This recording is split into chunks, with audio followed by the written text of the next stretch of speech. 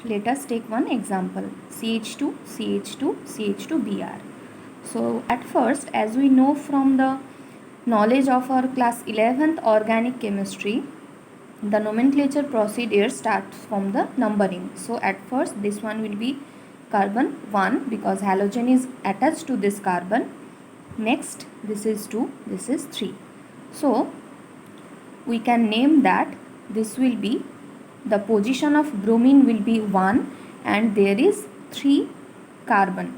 So starting from the position and the name of the halogen, this will be bromine, so it will be bromo.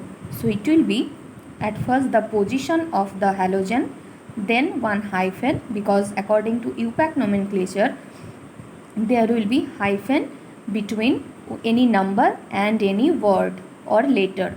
So this will be 1, then bromo, and after that name of the main chain. This is the 3 carbon chain, so it will be known as prop. And after that, since it is one alkane, this one will be at last N. So it is 1 bromo propane.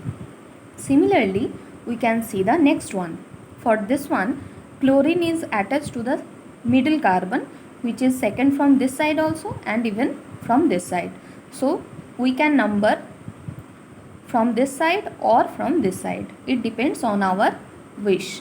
So from 1 to 3. Now the position is 2 and this is chlorine. So it will be chloro. So similarly like the first one, 2 chloro, and then the main chain is contained by 3 carbon, so it will be prop, and obviously this is alkane, so it will be propane. So it is 2 chloropropane.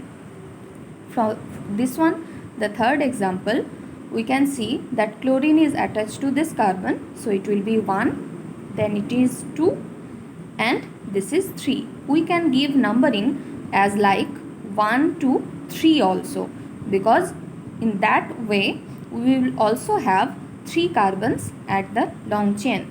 So at first see, here is another side group which is methyl group.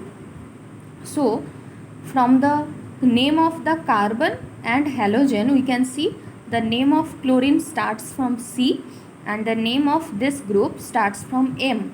So alphabetically we have to write down the chloro at first. So the name will be at first the position of chlorine hyphen, then name for chlorine, that is chloro, then there will be position of the side group, that is methyl, and for that we have to write the position also. So here will be hyphen again, so 1 chloro, 2 methyl, and then the main chain which is formed by 3 carbon, so it will be 2 methyl propane. So the name will be 1 chloro, 2 methyl propane. See, alphabetically chlorine will be at first and then it will be methyl. And the next example is this compound where also there is chlorine and then this carbon, so it will be 1, it will be 2, and we can give 3 to either of the methyl groups, any one, either to this one or to this one, to this one. So I am giving to this one. Now there are 2 methyl groups in the second carbon, that means C2.